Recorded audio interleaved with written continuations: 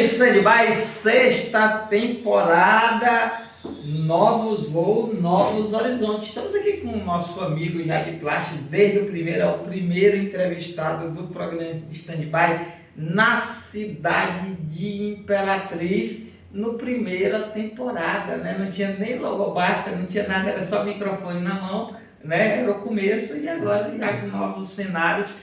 Alô aí, professor Desimar Negreiros aí para todas as plataformas. O laboratório está avançando, está melhorando e esperamos no futuro ser uma concorrente aí das grandes empresas, né?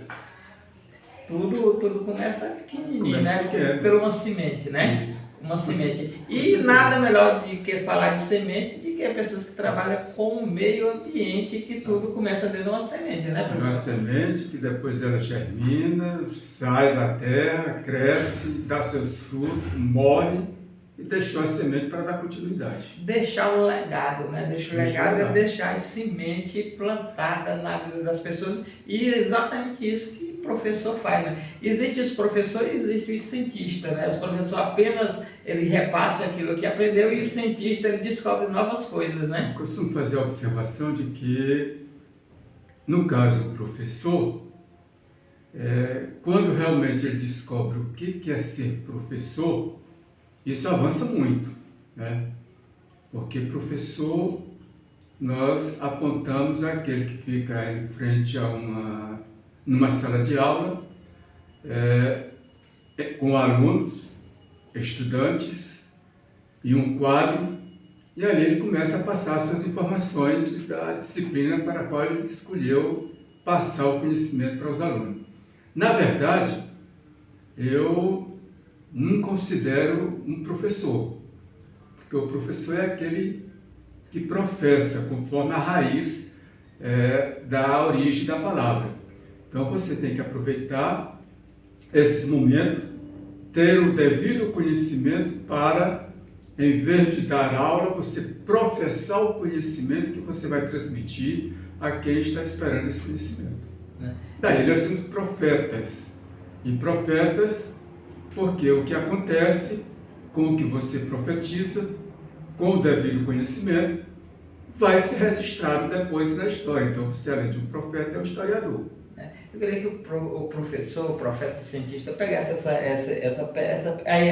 né? Essa aí mesmo, né? Isso aqui é uma pedra, né? É uma pedra, mas aqui na mão do profeta é um ato profético, e aqui ato profético pelos 200 mil eleitores dentro da cidade de Imperatriz, né? Para fazer mais uma diferença. Também a parte ambientalista também não se sai do meio político também, né? Correto. E eu louvo a posição hoje do Tribunal Eleitoral voltado para a Imperatriz, nesse sentido de atingir esses 200 mil eleitores. É de fundamental importância termos esses 200 mil para que a gente possa ter um segundo turno e para que a representatividade tenha uma simbologia democrática além daquela que até hoje nós temos usado, né? A gente elege um prefeito com 30%, 30 e poucos por cento. Com 24%. Já ocorreu de fazer a eleição, quer dizer, a representatividade é negativa. A legalidade do processo eleitoral está ok, está correto. Mas, para mim, o significado maior é o quantitativo, o representativo deste mandato que a pessoa irá executar, principalmente agora, se atingirmos um segundo turno. Melhora a qualificação. Política ambiental, porque a Imperatriz era, como disse, que é o portal da Amazônia, mais um calor danado, né? Calor, quintura, a tendência é aumentar esse calor, essa quintura é visível, isso é fato, e tem a ver com o nosso comportamento neste planeta Terra. A forma como a gente faz a utilização em benefício próprio dos recursos que este planeta nos oferece e que até então ela nunca cobrou nada em troca do que ela nos oferece. Mas a partir de agora ela está cobrando. E a gente está vendo aí através do clima, dos verões, dos invernos, chuva demais concentrada em determinados locais, ou verões ao lado, o que antes não era visível, não acontecia, não era perceptível. E quem leva a culpa são duas crianças, né? Que nós demos o nome a elas em espanhol de La Niña e El Niño. Na verdade, eles estão reagindo à forma como nós estamos saturando esse solo no país e fora deste país, no planeta mesmo. E como é que a gente deve fazer ou agir para poder regionalizar isso que está acontecendo? Trazer essa... mudar o modo de produção e o modo de consumir resultado desse modo de produção. É uma reeducação que ela tem que ser imediata, né, a longo prazo, imediata, e de difícil acontecer. Porque quem realmente mais provoca problemas ambientais no Brasil e fora do Brasil são aquelas pessoas que estão única e exclusivamente preocupadas, e aí a gente tem a curiosidade de perceber que a maioria já estão no fim da vida, mas acredita que vão viver eternamente e continuam destruindo, buscando acúmulo de capital.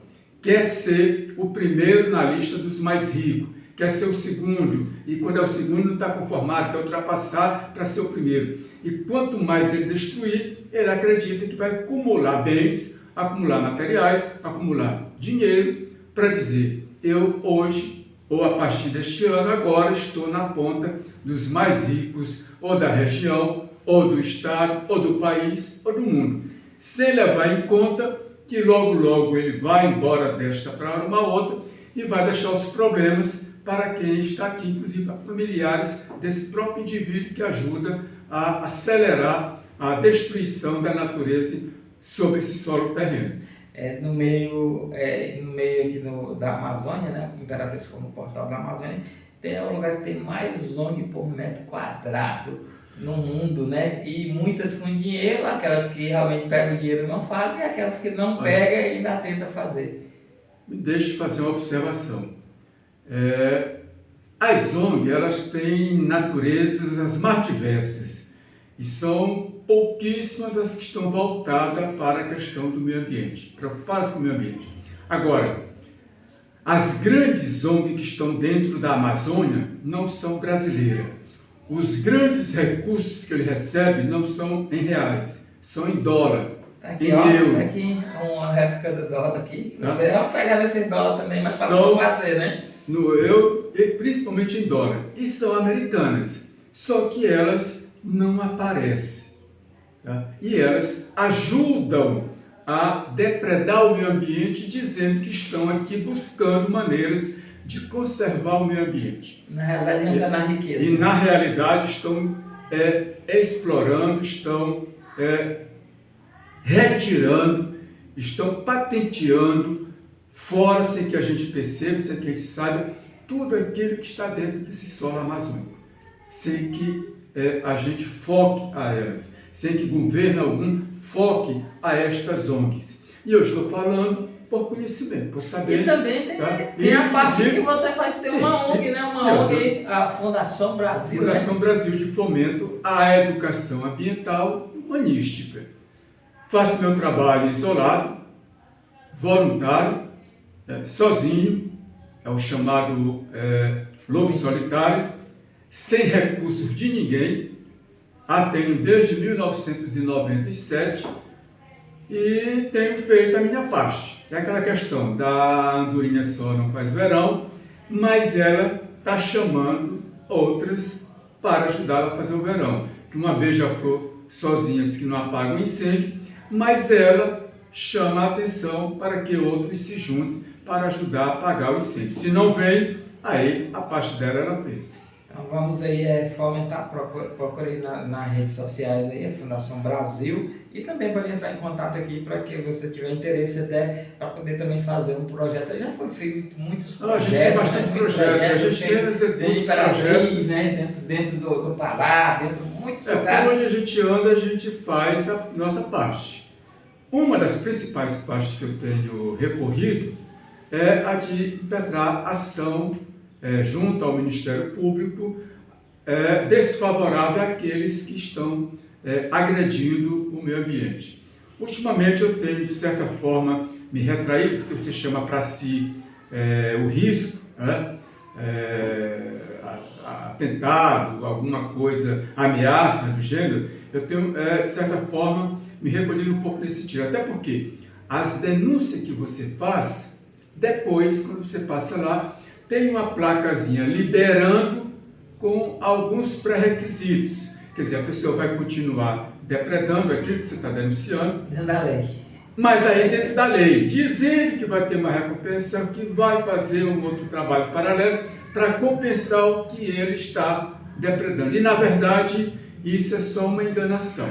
Vai continuar agora de maneira legal, fazendo o que estava fazendo em tese, ilegalmente, porque não tinha uma licença ambiental. E eu chamo a atenção hoje para o Maranhão, para o governo do estado principalmente, a quantidade, e eu já fiz a denúncia disso aí para os órgãos federais, da quantidade imensa de licenças ambientais para o tal do Mato Pipa, para o tal dos plantadores de soja, para não sei quem mais, para grileiro, latifundiário, que tudo que eles produzem é para vender em dólar. Como nós não compramos nada em dólar, então isso não fica aqui conosco. O que fica é o prejuízo, é a degradação, é o deslocamento de populações do interior para a periferia da cidade e outros que, por serem resistentes, terminam sendo assassinados. E isso é grave e a gente não vê governo algum preocupado com isso. Quando há uma preocupação, há alguma ação no sentido de tentar, pelo menos amenizar, isso vem de fora. Sempre aconteceu, sempre ocorreu dessas pressões vir de fora. Quando há alguma ameaça no sentido das relações internacionais do país, em relação a outros que dependem também da situação em que nós estamos vivendo, aí o governo, de certa forma, reage, tenta implementar alguma coisa, mas lá na ponta isso termina não acontecendo.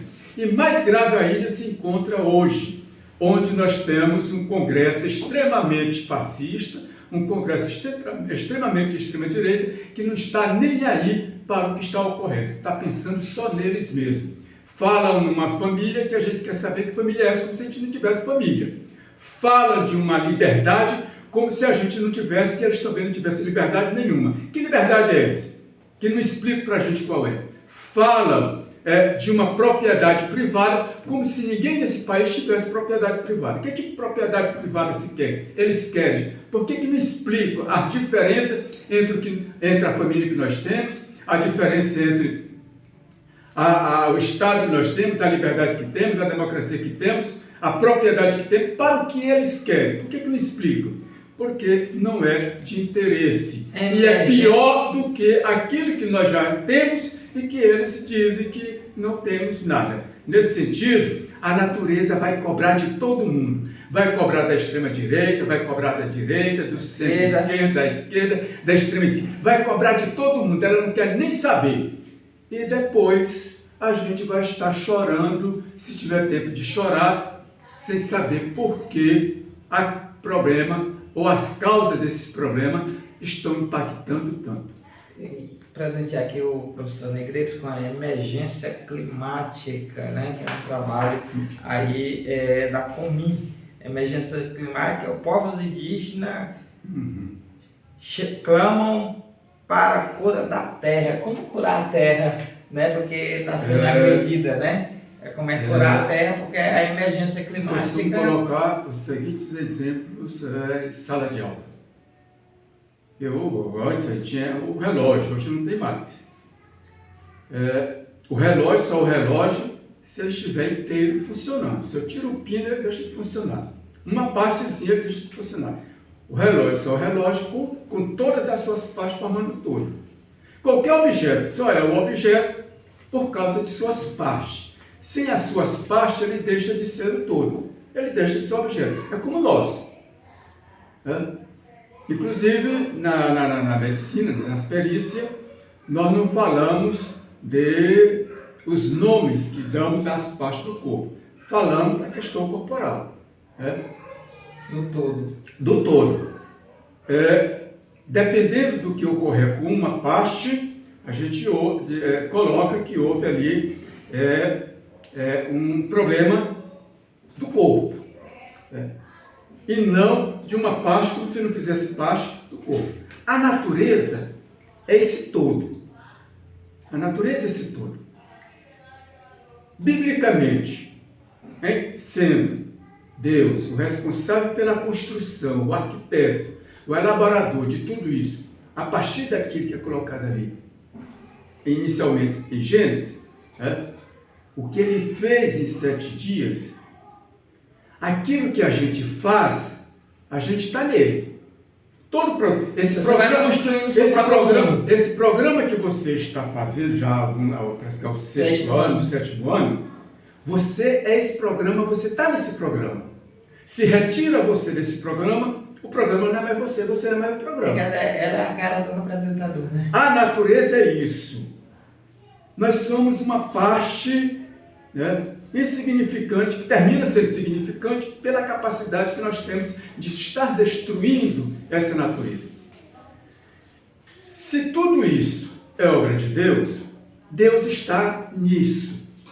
Deus está aqui. Deus é tudo isso. Na medida, inclusive, somos Deus. Se somos parte de tudo isso, também somos Deus. Na medida que a gente deixa de ser parte de tudo isso, esse todo deixa de ser o todo. Por causa de uma parte, nós.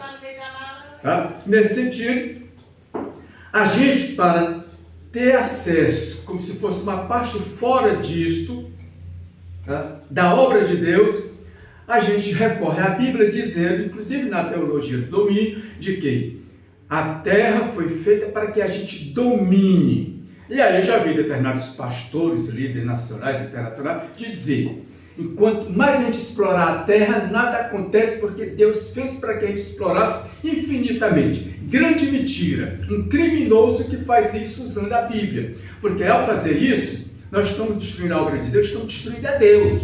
Porque Ele está nessa obra. Reconheçam isso. Dominar não quer dizer cuidar, né? E dominar nem significa esse conceito que nós damos de chegar e impor e ter esse domínio que a gente, no senso comum, compreende o que é dominar o outro, dominar um animal, dominar alguma coisa, ter pleno domínio. E não é isto. Tá? É ter o controle. Tá? E saber como ter usar, esse controle, saber usar, ter limites. Tudo tem limite. A liberdade que eu quero não é essa, porque não eu posso fazer tudo. Não, toda liberdade, onde quer que seja, ela tem um limite. Tudo é relativo. A própria palavra diz o seguinte, olha, diz o seguinte: primeiro eu quero dar só um pauzinho aqui para presentear aqui com um cacto, né, aqui, ó, da Giza Plantas. Aí já visitou o pomar ali, já visitou tudo aqui. A Giza Plantas aí tá colocando aqui até os grãos aqui, são das folhas, né? O adubo tudo é regenerado, né? Regenerado e feito adubo. Isso aqui, o presente aqui da Giza Planta para o professor. Para a gente entrar aí já nesse segundo bloco. Eu agradeço, né? E na minha reserva, eu tenho essa reserva desde quando eu adquiri ela em 1980, eu não permito que corte nada. Eu moro lá dentro do mato, eu vivo lá dentro do mato. A casa é feita dentro do mato. Os animais, as cobras vêm para dentro de casa, eu fico dentro de casa, não é para tirar. É a questão de conviver, né? É a questão de saber conviver, estabelecer essa relação de convivência sem as agressões. Se eu agrido a cobra, ela me agride. Se eu agrido um outro animal, ela me agride. Questão da autodefesa. Assim como em nosso meio, se alguém nos agride, a nossa tendência é nos defender, é reagir. Tá? Isso é natural. Então, nesse aspecto, a gente agradece. Então estamos aqui com o professor Negreiro, papo pra lá de especial aqui no programa Stand-by, 6ª temporada, novos voos e novos horizontes. Estamos aí trabalhando aí com o apoio aí da Estúdio Agro aí, que é a assessoria aí do agronegócio, saber trabalhar com uma assessoria e saber trabalhar corretamente sem agredir o meio ambiente, né? De conviver dessa forma, né? Porque aqui no Maranhão o maior o cerrado está sendo agredido de uma forma para lá, é o maior desastre do Cerrado no Brasil está sendo no Maranhão, né? Eu sempre coloquei que o Cerrado é mais importante do que a Amazônia, para nós. A Amazônia é importante para o planeta, para o clima do planeta. O Cerrado é importantíssimo para nós, por ser o elemento da água.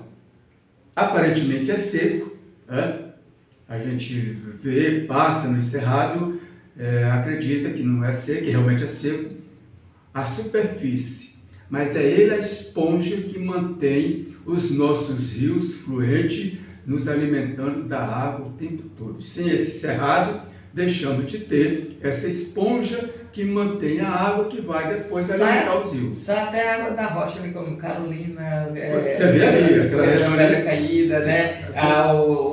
Ali o Poço Azul, aquelas cachoeiras em todo lugar. É no Cerrado. É no Cerrado. Não tem lagos, não tem. Mas o Mato Grosso também é no Cerrado, né? Cerrado.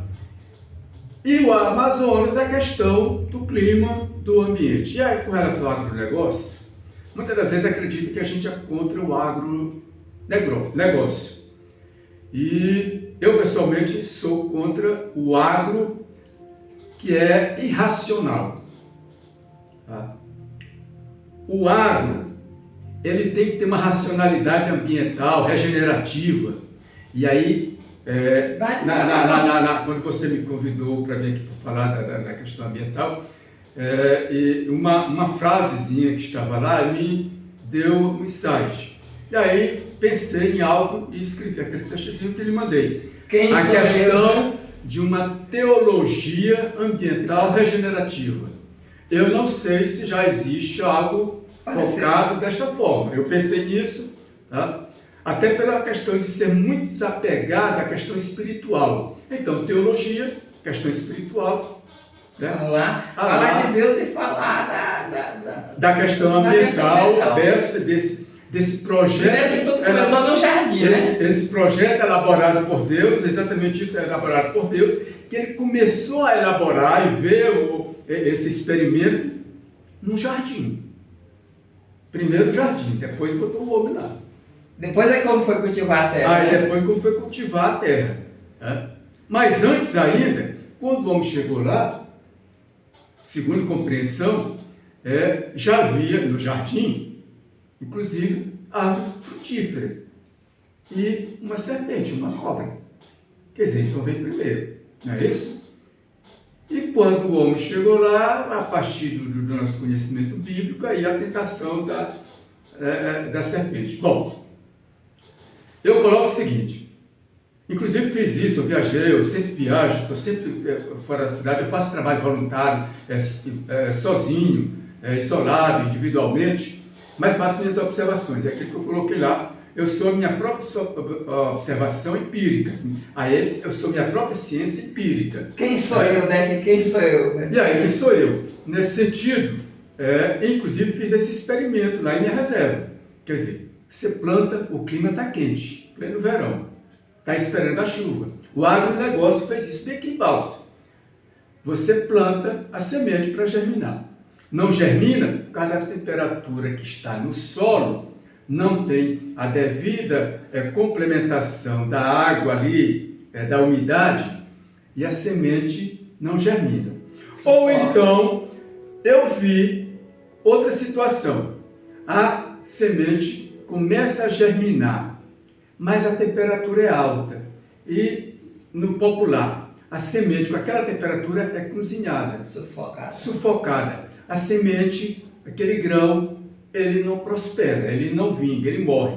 Está acontecendo isso com aquele do agro que não observa que isso é consequência de suas ações passadas.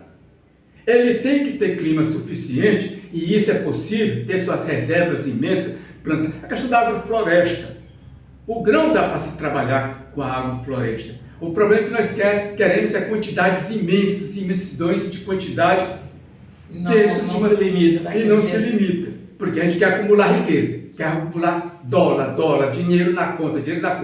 Morre e vai, não sei para onde, e fica o problema aí conosco. Nesse sentido, o agro tem que estar atento, tem que ser racional, tem que ser sensível, tem que ser regenerativo no sentido da sua própria sobrevivência. Porque senão, amanhã, o próprio agro vai deixar de existir, porque a natureza simplesmente vai dizer, olha, não suporto mais, acabou, não tem mais grão, não tem mais a fermentação, não tem mais a germinação, morre tudo. E aí ele vai ser o primeiro na riqueza, o segundo, o terceiro, está entre os 10, onde? Quando? No cemitério. Isso se tiver alguém para levá-lo para enterrá-lo lá.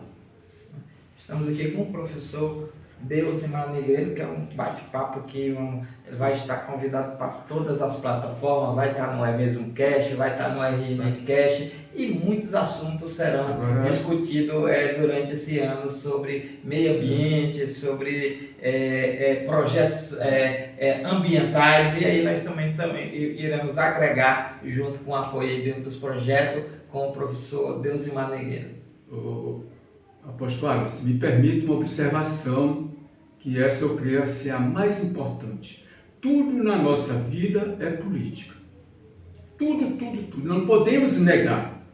Negamos aquele senso comum do significado do que é política.